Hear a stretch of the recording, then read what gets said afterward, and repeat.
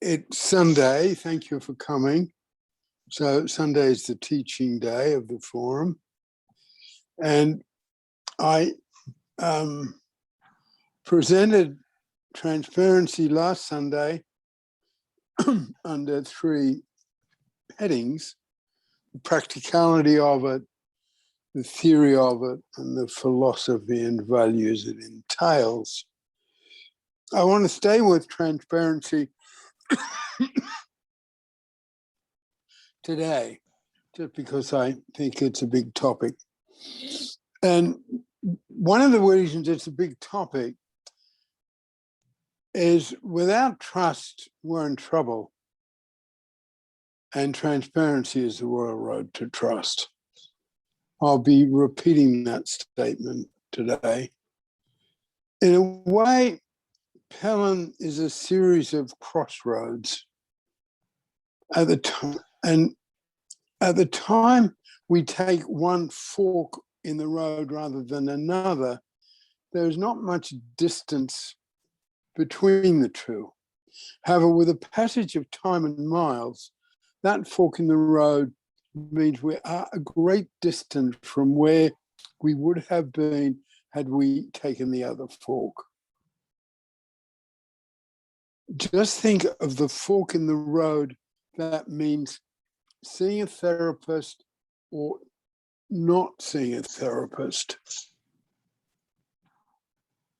That can mean even in the short space of a couple of years, we are different. We are a different person in the sense that we are committed to a particular look at ourselves, who we are, where we are, and how we got here. When we may not in that time, couple of years, have changed at all. But if we're going to continue in therapy, at that time, we are committed to being in the world in a way that over time will be very different from if we had decided not to go into therapy. I don't want to make therapy too big a deal. Often a mistake in my field, I believe. The same thing can be true if we decide to go to a gym, to go to Weight Watchers, or to join a creative writing class. These can be major forks in the road. And that is true of transparency in the helping professions.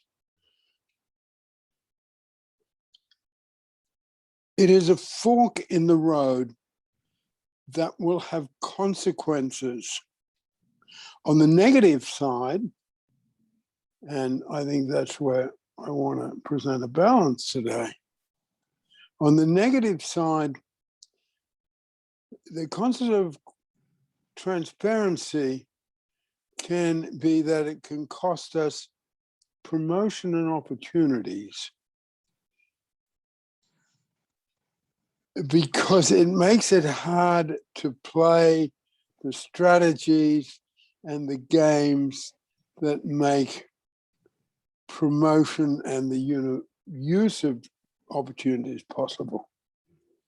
So I guess I'm saying it's a consequential decision to go down this road. And our life is full of, forks in the road.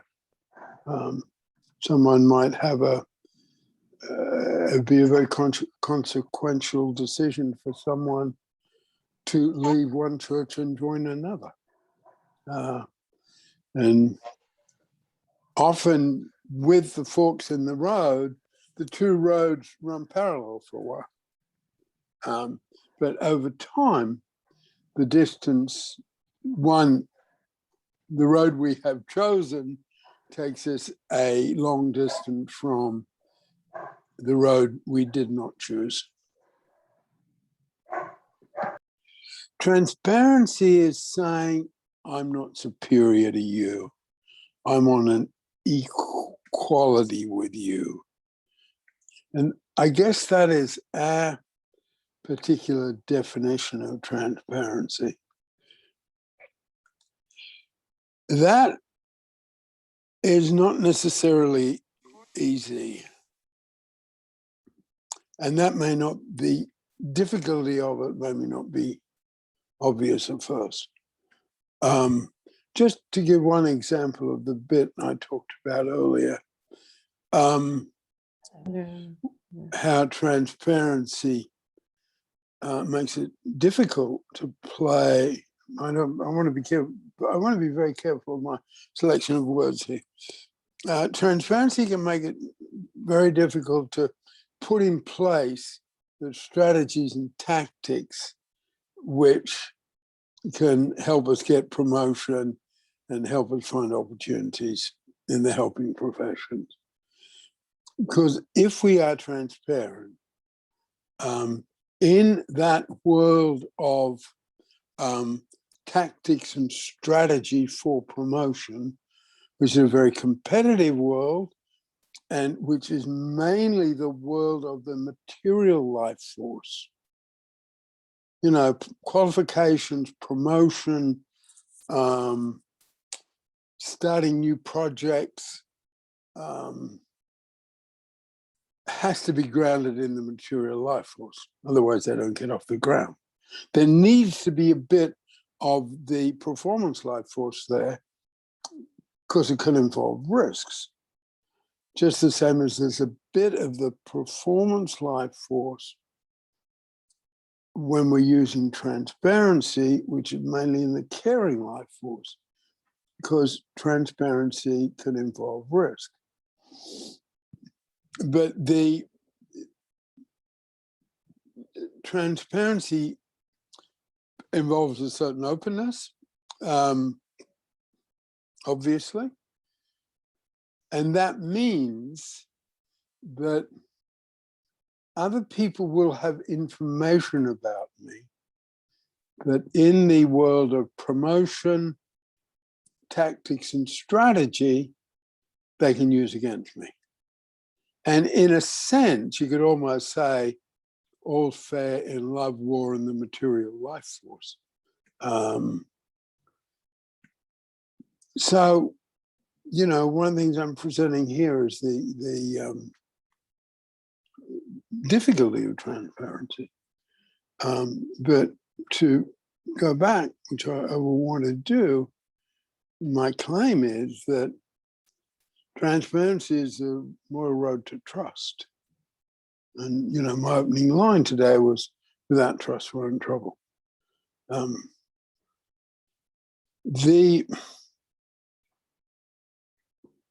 And we are saying our use of transparency. Transparency is saying, I'm not superior to you. I can tell you about my life. Yeah, Cynthia. I just was going to go back to the material life force. Actually, it depends on, I guess I'm defending the material life force a little bit. Yeah.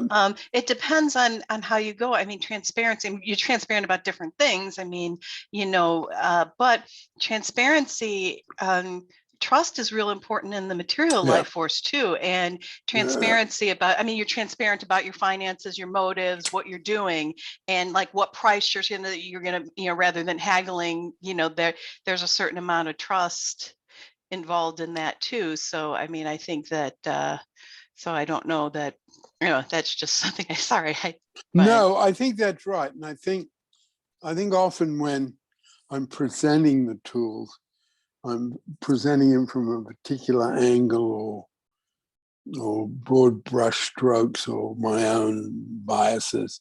But I think you're absolutely right. Trust. I do, yes. I had this thought we could almost have a forum where we take turns. Okay, today I'm the champion of performance life force, and someone else is the champion of caring life force, and someone else the champion of material life force. That'd be quite fun. Taking the material to teenagers, that would be a really good way to present it, I feel. And I guess we could all have our different outfits if we're depending on what life force we're in. Depending on what life force we're championing this week. And I guess in terms of the openness of Helen, we rotate. So I think what you just did is great, because that is true, and it almost proves the power of transparency. Not the transparency that I'm so much talking about, which is transparency in the caring life force and being open about who I am, but transparency in the caring life force. I will be open and carrying out my responsibilities to be transparent about the numbers, and I will stand on that. And, that can create huge trust. Huge trust.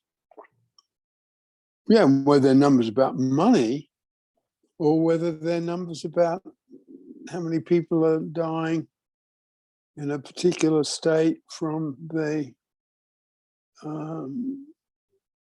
new variant of COVID.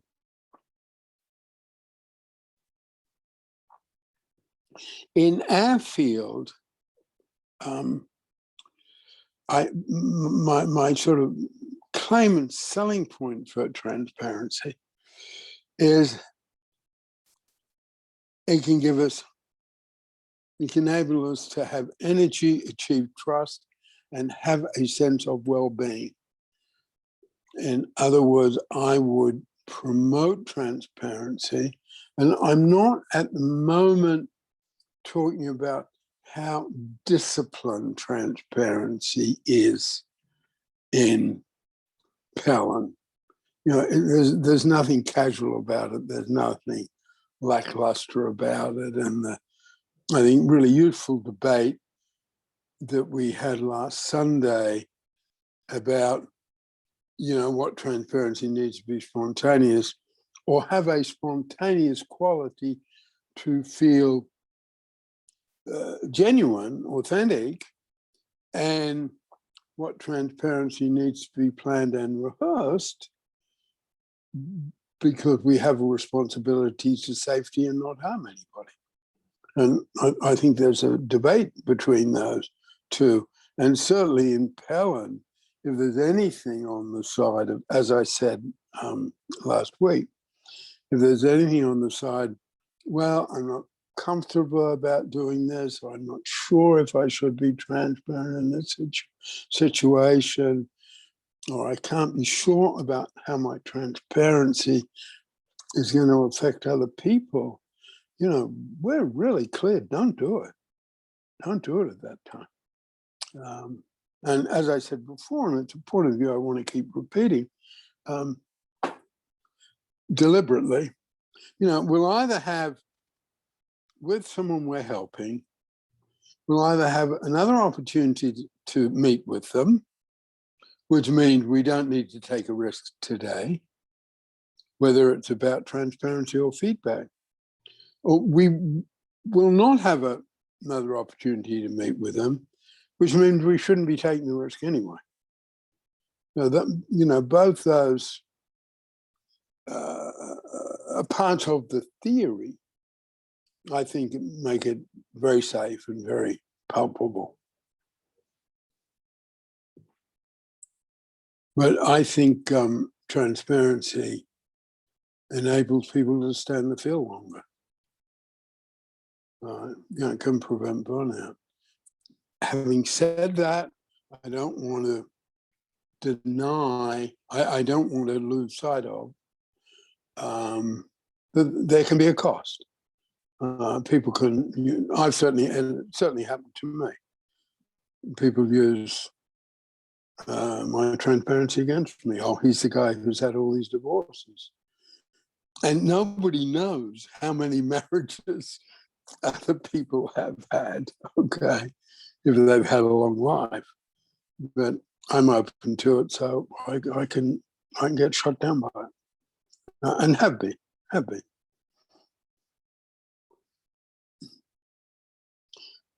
And I guess the particular thing, so it would be interesting to look at, coming off what Cynthia just said, the transparency in the material life force had to be about numbers. And that's sort of across the board.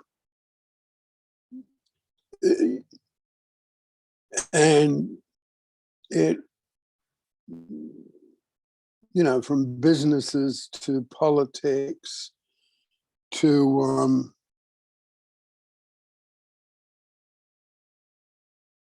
I'll leave the performance life force out for a moment. But anyway, business and politics, the accuracy of the figures and the accountability for the figures cease.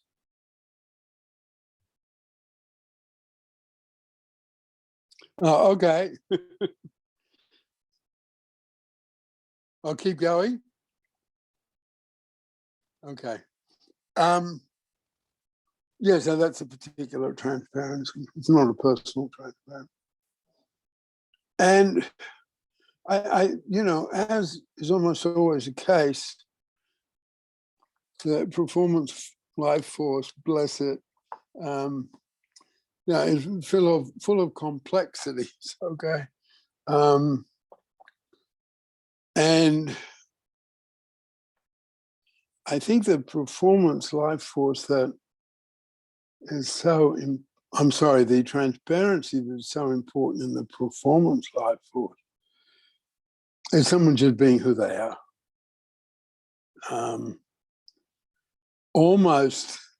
I think it almost comes down to not hiding ambition, not hiding self-centeredness,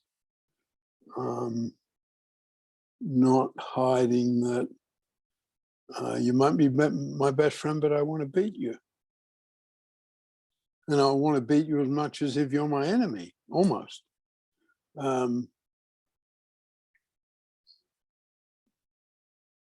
I think I think that's trust, because people put a lot onto their performance life force heroes, whether they're a pop star or a politician or a writer,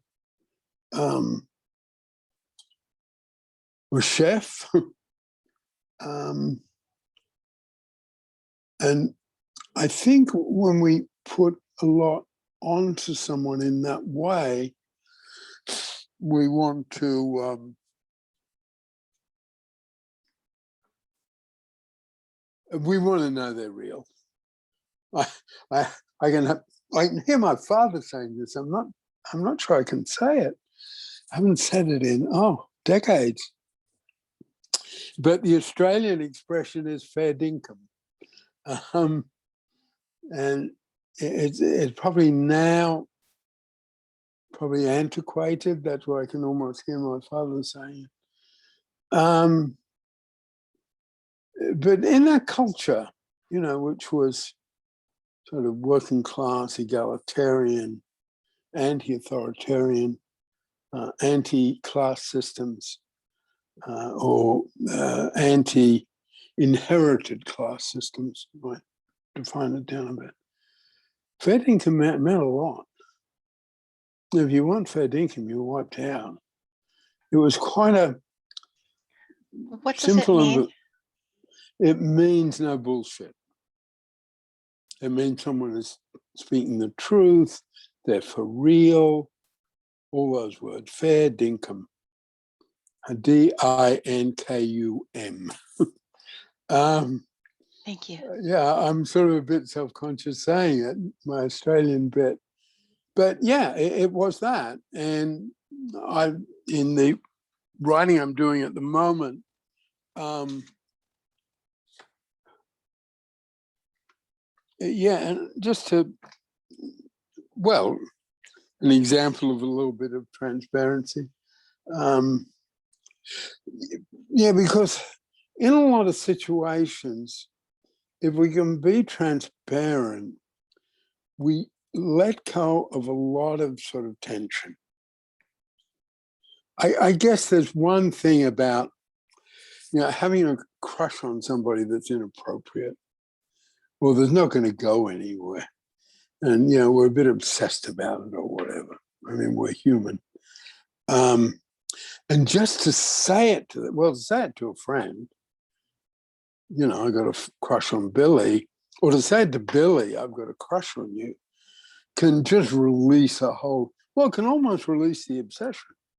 I'm, I'm not saying, we've got all the answers to matters of the human heart. But that, that's an example. Anyway, a little bit of that sort of transparency. I know I've held them up before. But this is the man John Anderson, who I guess taught me critical thinking. And he was a huge figure in the Sydney I grew up in and the university I grew up in, as I think I've said here before, but I wouldn't mind recording it again.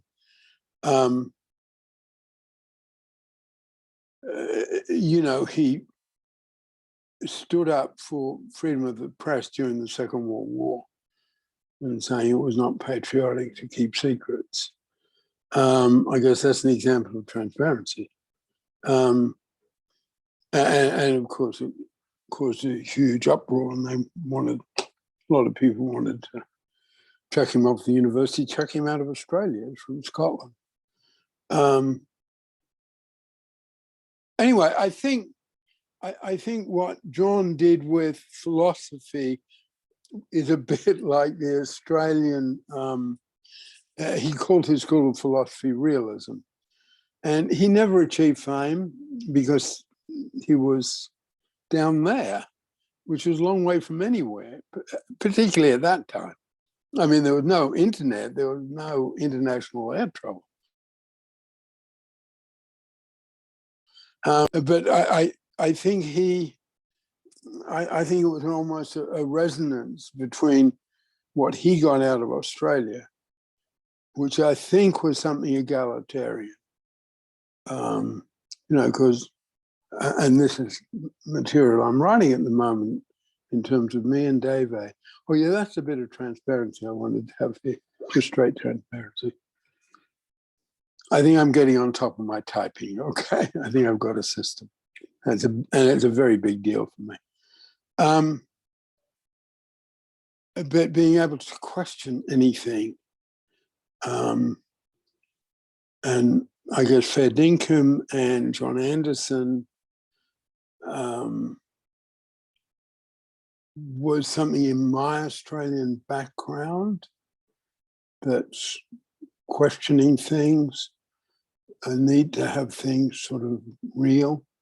I mean, Australians, most of us, well, who knows where the numbers are? It's disputed, but I would say most of us, well, put it simply, we're Republicans in the sense that we are opposed to the royal family and all it stands for. And from that particular perspective, and I live in England now, I'm an immigrant here, but from an Australian perspective, the royal family done up in all their regalia looks just silly, looks absurd, looks like something out of Gilbert and Sullivan comic opera.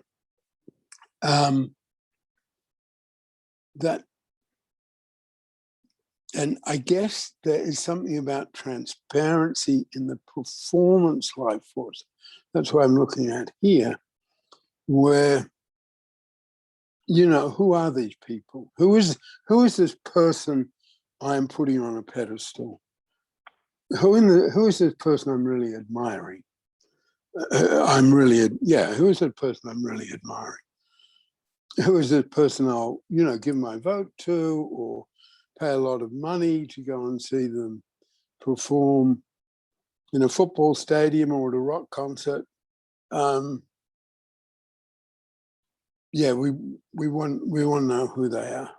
It doesn't mean they can't have any secrets, But I guess if someone is on that level, they can't, we almost say, and I don't think this is just, political democracy, but I think it'd be true of royalty another time.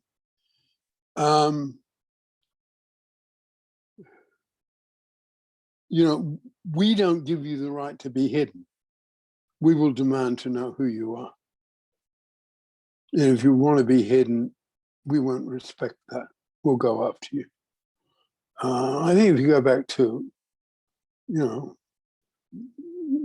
Queen Elizabeth I, in Shakespeare's time, or other leaders, or, Julius Caesar, we want to know who you are.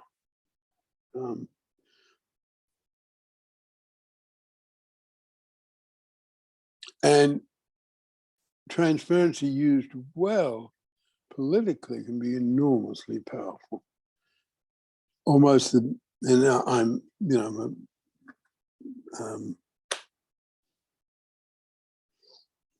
what I'm about to say is like, asking someone to listen to, Mike Jagger's 10 best hits, or, Roger Federer winning his last Wimbledon, whatever.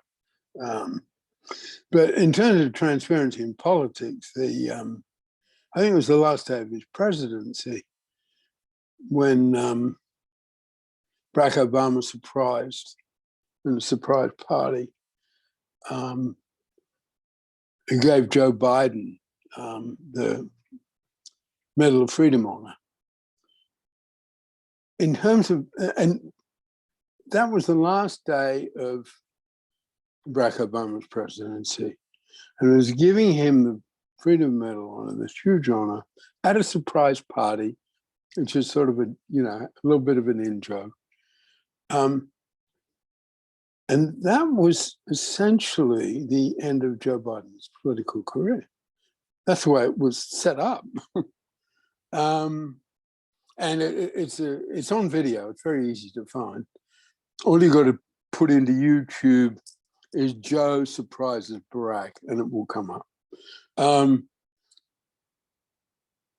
If they were the most, you can look at it now and think these two are the most artful politicians in the world. They are setting up something that's going to make them both look extraordinarily good years later. And of course it wasn't. That's the authenticity of real transparency. They were doing what they were doing. But it has aged well, put it that way. To bring this back to the caring life force, okay, that is where oops, oh dear, what did I do? Sorry, I pressed the wrong button. Yeah, bring it back to the caring life force. That, I feel that because we say that transparency is the royal road to trust, transparency is also the royal road to the caring life force. And, I feel that it holds a field back that people can't explore transparency. And of course, there are whole schools of psychotherapy which regard what we call transparency as more than ineffective and more than just wrong. They would say it's unethical. You are getting your own emotional needs met because you're talking about yourself and you're not focused on your client, and that's unethical. It's quite, and I feel it just holds the field back because, people in the caring life force, almost by definition, have problems that other people will observe. by definition, we are not good at hiding. We are not good at putting on a public mask like people in the performance life force. We're not good at hiding behind money and figures like people in the material life force. One way or another, people will see us. Now, they might come to the wrong conclusions if we're not transparent. Is he gay? You know, he's on his own. Is this older man? He's 87. Maybe he's gay. But if I say I've been divorced 4 times, people say, oh, okay, that's his life. And I think when you are transparent, and this is where at times it does need to be rehearsed, because at times, if Nikki's very good at this with me, she says that's wrong. Your voice is too tense. Your tense voice is carrying everything, okay? And that sort of transparency cannot work. Like,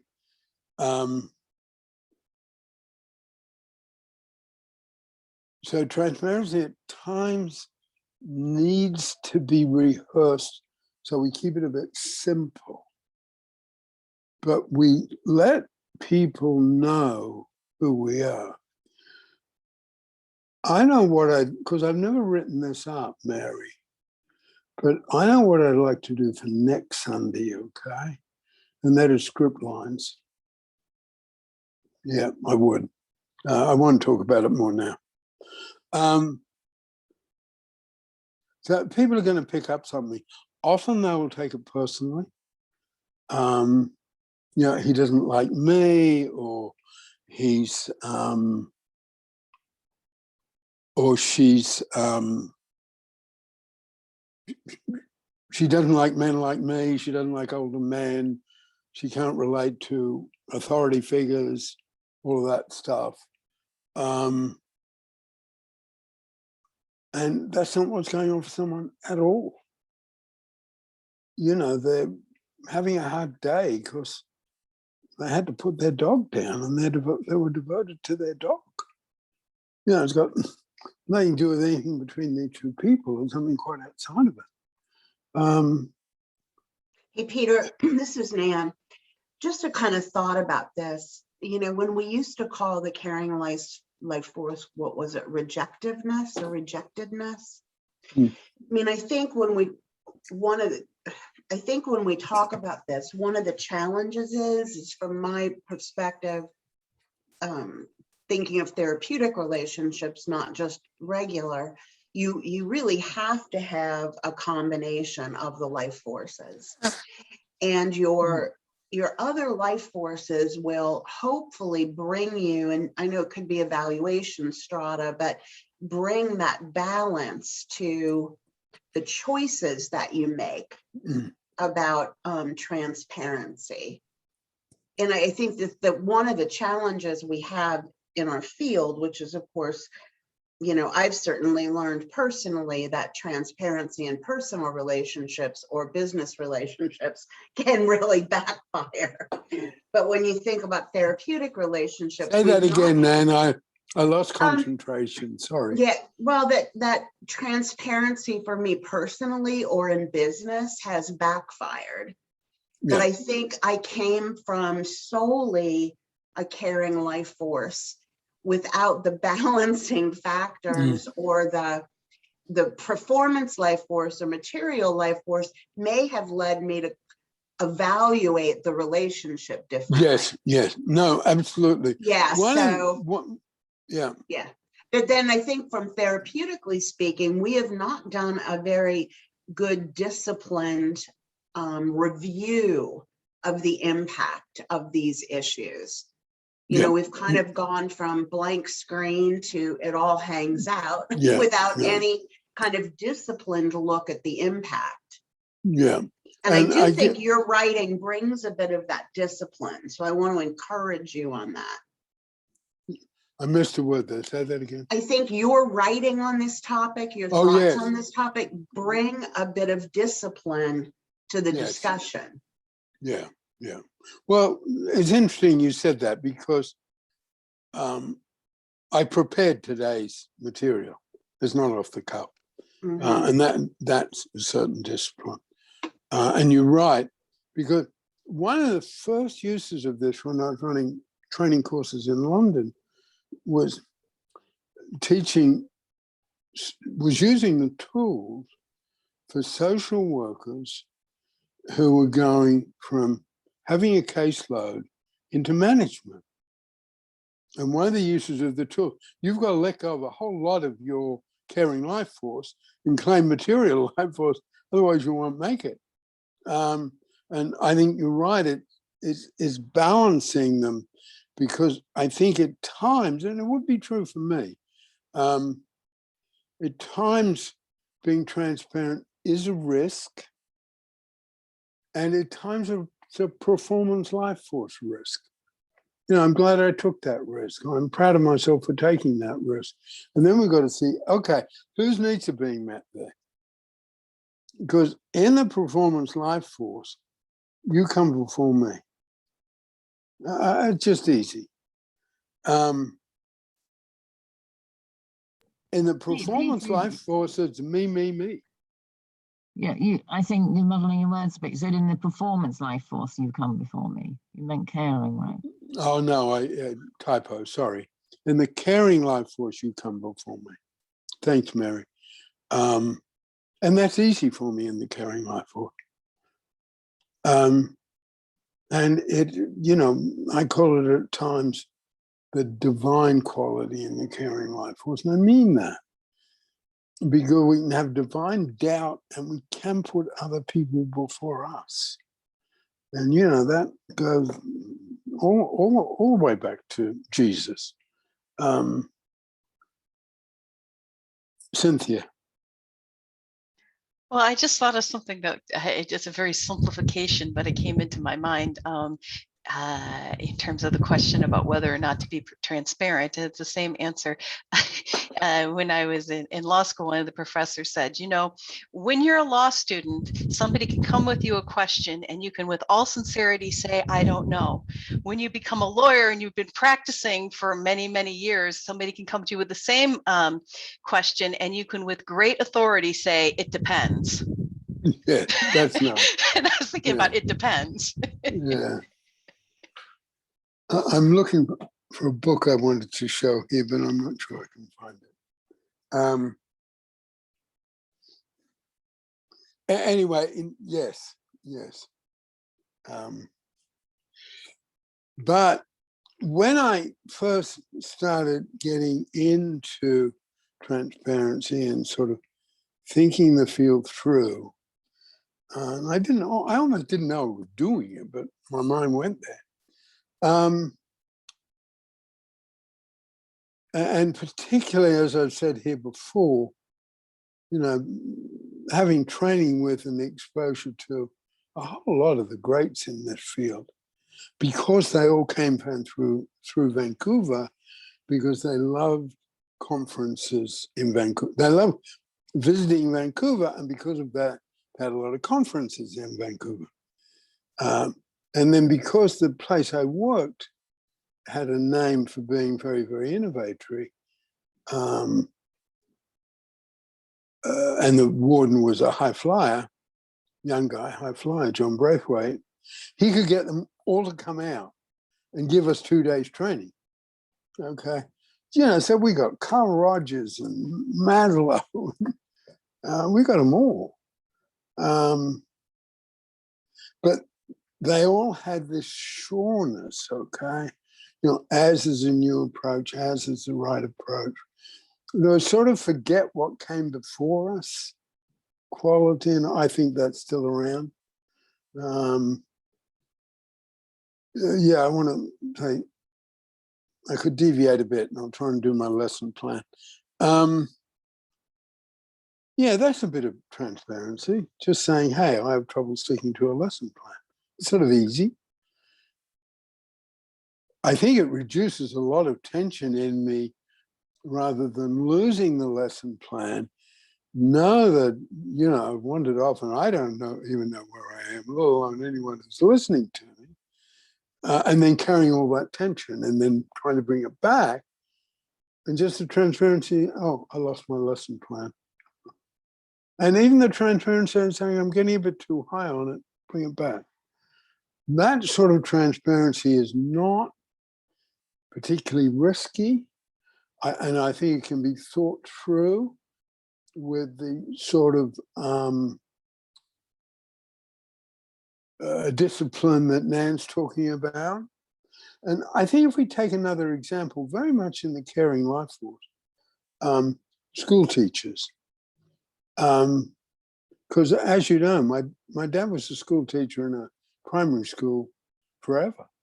You know, he retired and went back to work the next day.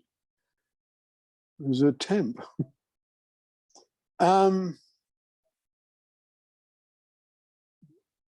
But so I know, and I've known a lot of teachers very closely, Mary's brother, and kids know who the good teachers are. You know, they set up these complex, terribly expensive research projects and millions. Who are the good teachers? And they'll work it out, and someone will build their career, and 5 people will do their PhD on it because Ford Foundation put in $10 million. And that's a real example of when I was first in the field. At the same time as I had been working at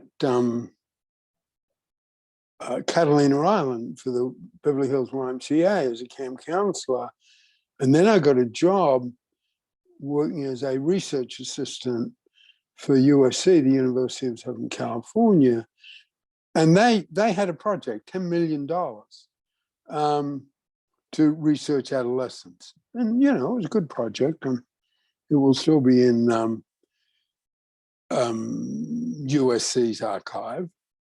And interestingly, and this was coincident. No, it wasn't. I'm sorry, I got the time frame wrong. Just let me hold it a little bit. Yeah, the guy who headed up that project, the prison that I subsequently worked for, and essentially where I made my reputation, had been his PhD project, okay? And when I left LA, he gave me a reference, which got me a job. But I've lost my train of thought a bit. But the transparency, you know, the school teacher who can come across as genuine, and it might be, you know, at times genuinely losing her temper or, you know, genuinely maybe favoring one student or another, one pupil or another. If there's enough real transparency in it, if it's genuine, kids will pick it up. Kids pick it up. And you don't need that's why I went down that digression, but you don't need, you know, all you got to do is go and ask the kids who are the best school teachers and why, and they'll tell you. Certainly in fostering, you know, all the very, you know, because it's a very expensive industry, fostering. So there are evaluations and research and da-da-da-da-da. Over and over again, there's one thing that the kids say: they don't listen to me. I want someone who'll listen to me. Over and over again, it's just there all the time, all the time.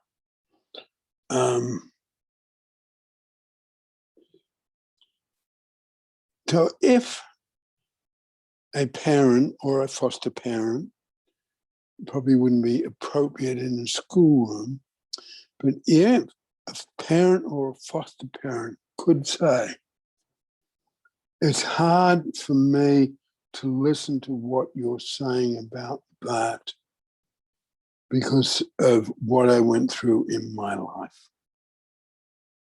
the parent who'll flip out because a child is experimenting with alcohol and just sort of flips out about it rather than handling it steadily. If that parent could say, my dad, your grandfather, was an alcoholic, so I got a particular reaction to this. I think it makes all the difference in the world. And it's one of the crossroads I was thinking about when I was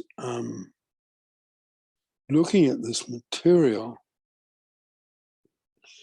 because I think parents sort of make choices about how much they're going to share with the kids and how genuine they are going to be about it, or how much they're going to follow up, cover up with rationalizations or misplaced anger.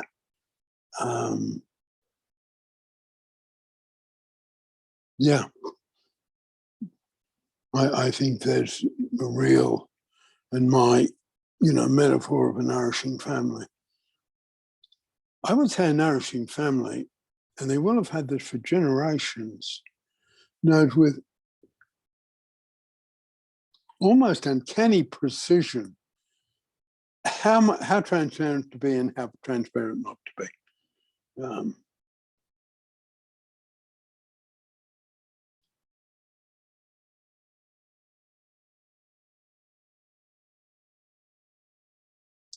Do you want to come in at all, Cynthia?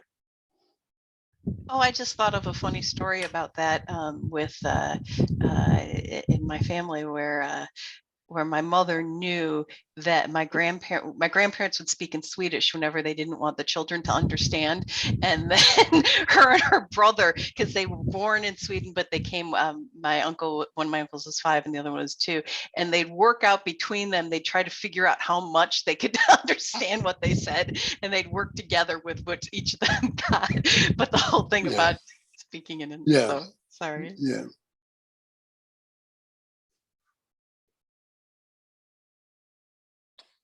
It's a big one because transparency, I want to make it a big one. And next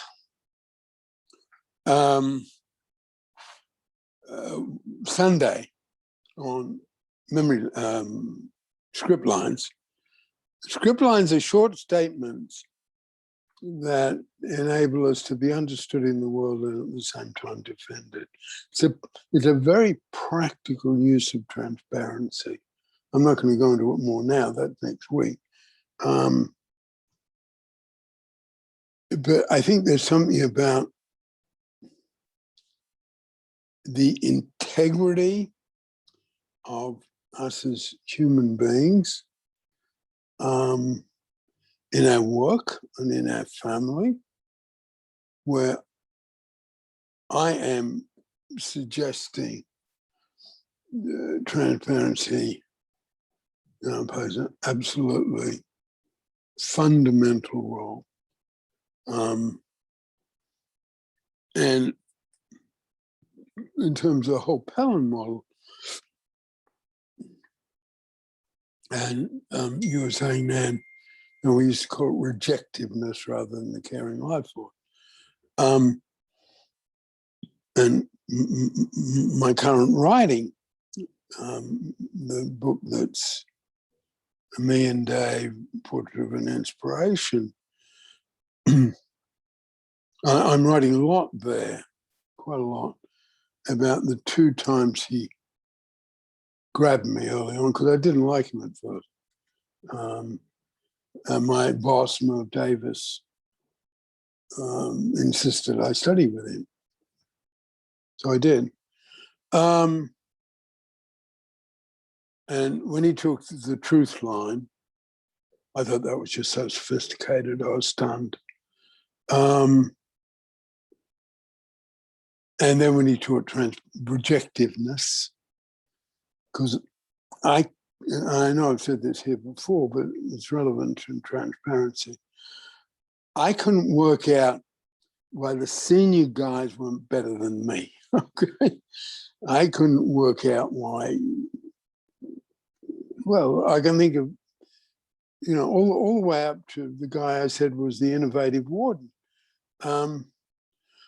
How come I had a way? I was really inexperienced, and you know, I wouldn't have been like to have been described this way at the time, but I was a kid.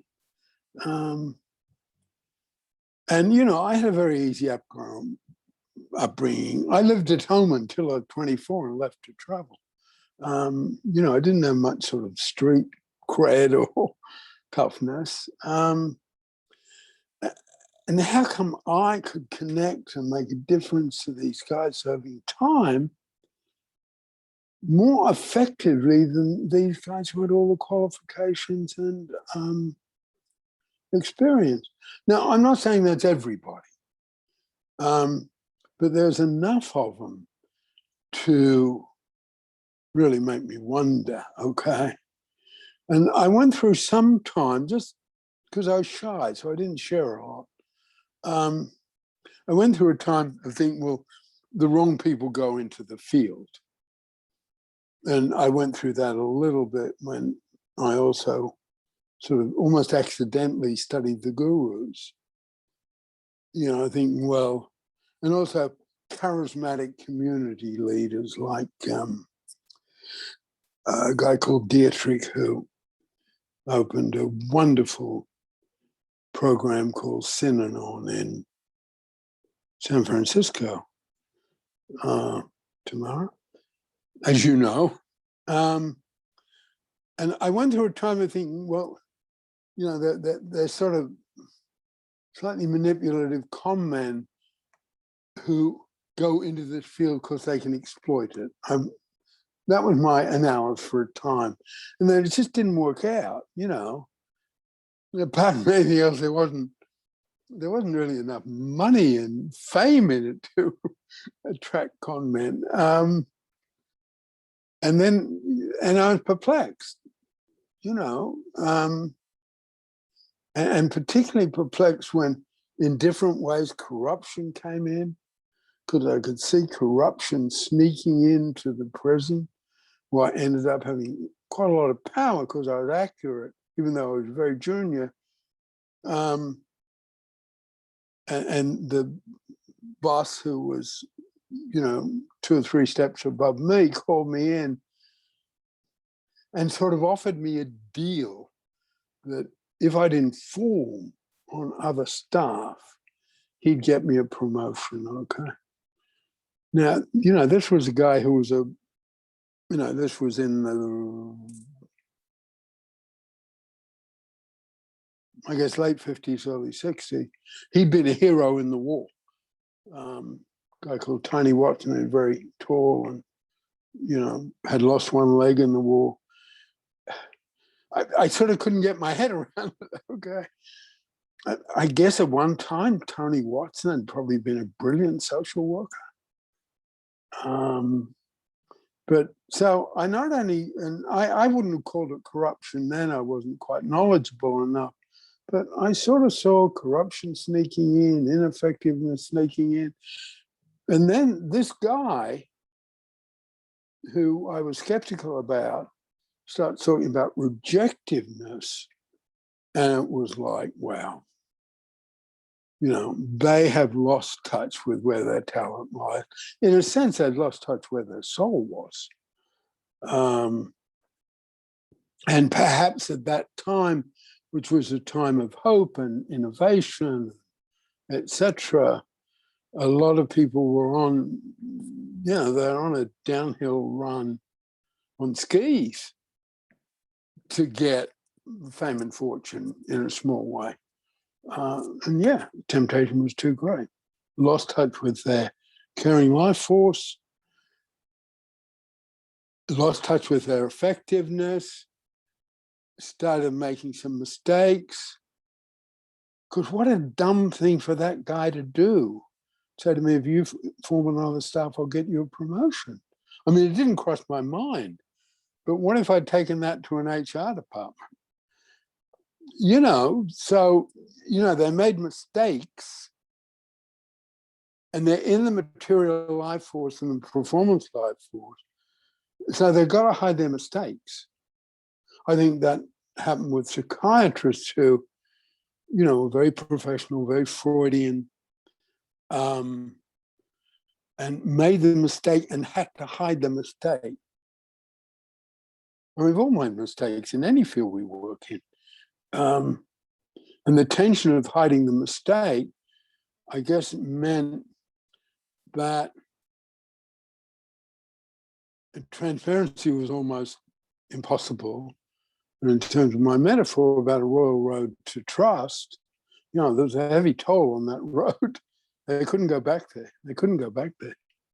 And they retire early, and some of them killed themselves.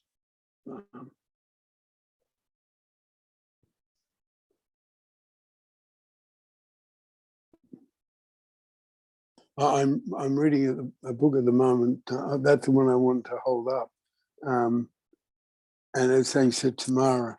And it's a detective story, series of detective stories, set in a very, very small village in Quebec. And, you know, it's got the main figure, the main inspector's got a young person on his team inspecting the murder, and the young person is not very good and arrogant, and he says to her, I might not get this right, Tamara, but he sort of calls her aside at one point and says, 4 things. This is what you have to do. Yes, sir.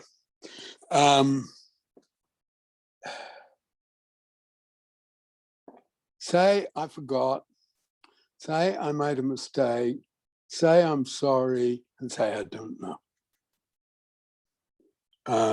She couldn't do it. He couldn't do it.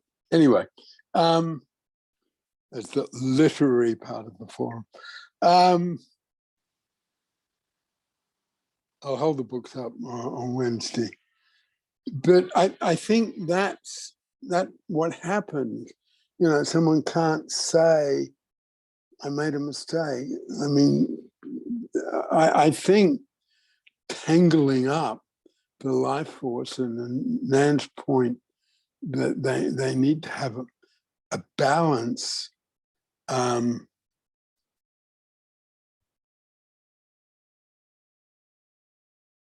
that we, you know, we need to be able to sort of take them apart, and I guess be very precise about them, be very robust about them. So let me just say this. I'm sorry. Yeah. You know, we don't like to talk about balance, but I think it's more, if I don't let my performance life force in some ways remind me the job I'm there to do, I can let my caring life force overwhelm my work therapeutically. Does that make sense? Say it again. So, well, there was this famous healer who said, to be a good healer, you have to have power, knowledge, and love. And to me, that's a little bit like love is your caring life force. So I have to have my heart. I have to have some knowledge, which probably is my material life force, that lets me do the research and lets me view techniques. And my performance life force would be that power that I bring, that reminds me I'm there to do a job. I'm not Yes. just there to feel. Yeah. Yeah. I think there's been something a bit wrong with the teaching. You know, it's been around a very long time, so it goes through different stages. But you know, there's nothing in Pelham that doesn't like balance. In fact, you know, I used to talk about pendulum as God-given balance, because and we need the balance of at times having big highs, because we know what we're capable of, at times going through big lows, because it's a sad world, and healthy time in the middle of the pendulum. So balance is great.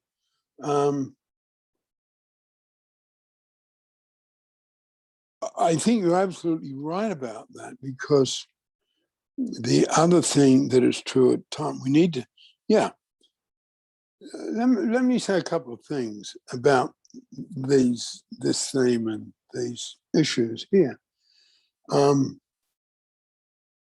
If we've got a client who has a lot of material life force, transparency is not going to work. They're going to get irritated. And they want results. You know, in the material life force, people want results. And there's one particular place in my sort of work, I always knew that if you're doing couples work, you've got to produce some tangible results really quite quickly compared with seeing individual clients. It just goes with the territory.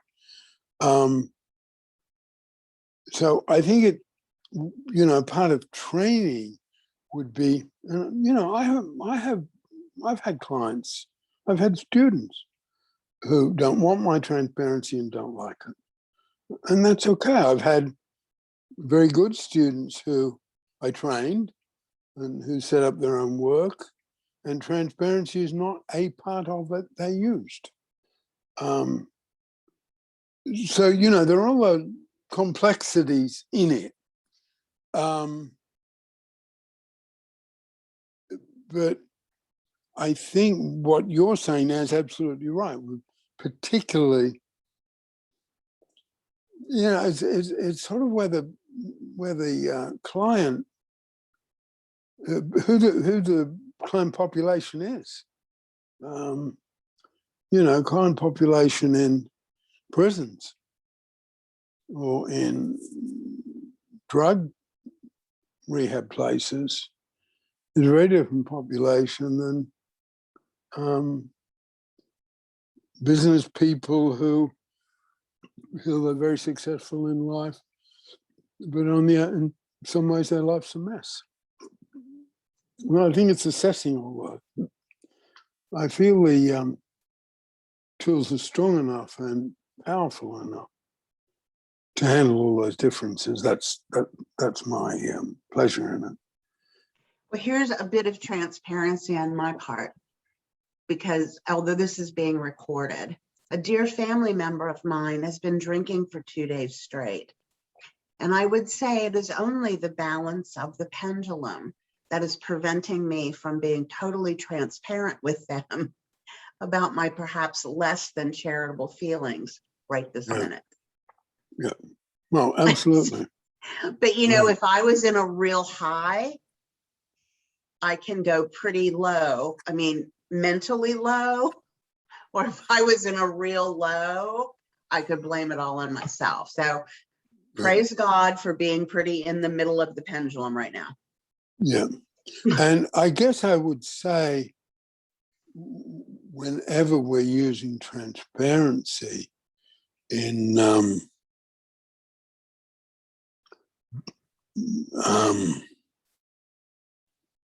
difficult or threatening situations, I think it'd just be an ordinary Pelham rule. You know, don't be transparent if you're pendulum swinging. Don't be transparent if you're high. Just don't do it. It's a bit like, and you know, that's common sense.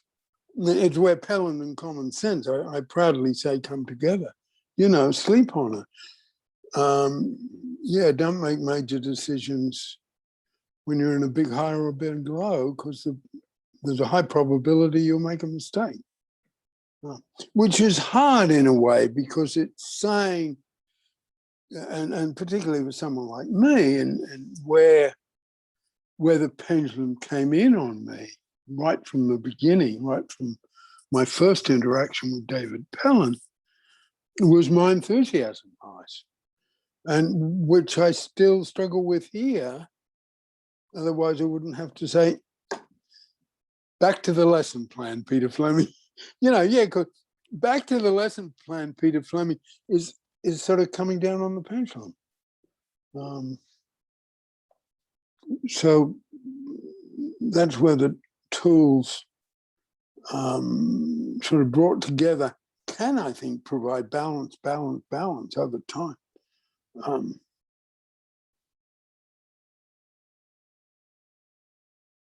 Yeah, Cynthia.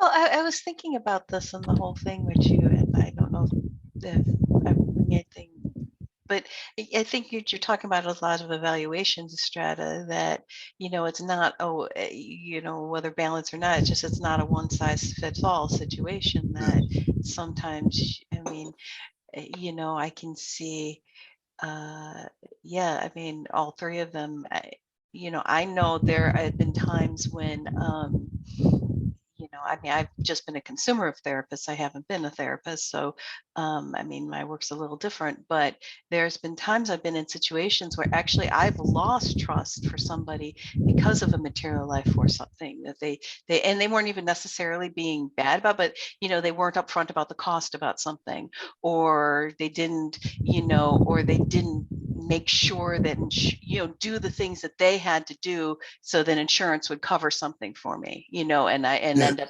or one thing that I've had a real problem with, and that actually is a thing in the United States has become a thing that's really part of why I have a lot, there's lots of reasons I'm issues with the medical profession. I know there's good doctors and there's, but they have drive-by doctors, and you're in the hospital and some doctor who's not in your insurance plan will see you, and then you'll get this bill your insurance won't cover. That could really lose your trust with somebody in a caring thing. That and and sometimes in a performance you want, they don't really want to know who you are, they want to see the show you're putting on. That's what you're there to see. So it's just a sort of, but I think there might be an issue if you're struggling with one area, either learn to have to compensate for it, or find somebody, or find somebody who can help. Like if your material life force is a mess, well, you may need to have somebody look after your finances for you. No, I think that's true. I'm old enough to have gone through the sort of transition in social work that people used, the sort of senior people used to be called supervisors, okay? That was the name, that was the title. Supervisor of treatment, supervisor of counselors, whatever. And I sort of literally lived through when that was changed to manager. People weren't supervisors anymore, they were managers. And so there was, instead of the people who were trying to help being the priority, the money balance was the priority. A very big change. And whether it's good or bad, history will tell us. But it's not a field of work. My areas of work are not particularly fields of work where I don't think anyone with real sophistication would say, well, we know how to evaluate things, we've got all that down pat. They become careers. And a career is material life force. As is a career to put in my new program. So back to the caring life force. It'll save the day. But we need the material life force to save the planet, okay? So we need to stop there. Thank you so much for coming. Yeah, I do look forward to next week because that will be presenting something I have not presented before and I've not written up. Okay, I'm in Where am I? I've been all over the place today. I've been in Australia. Yeah, I'm in Norfolk in England. That's my material life force reality. Okay. Nan. My material life force is residing in Cincinnati, Ohio. Okay.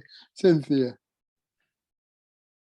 Mine is in Kankakee, Illinois, and it is 1:30. Okay, Mary. I'm in Rosarito Beach and it's 11:30, just after. Okay, well, I'll see you on Wednesday. I'd like on Wednesday, if we can, to come up with examples a bit like Nan has, where the struggle with transparency is not easy, okay? Yeah, where it works hard. Okay, bye-bye and thank you. Watch this space. Bye-bye. Oh, bye-bye. Bye.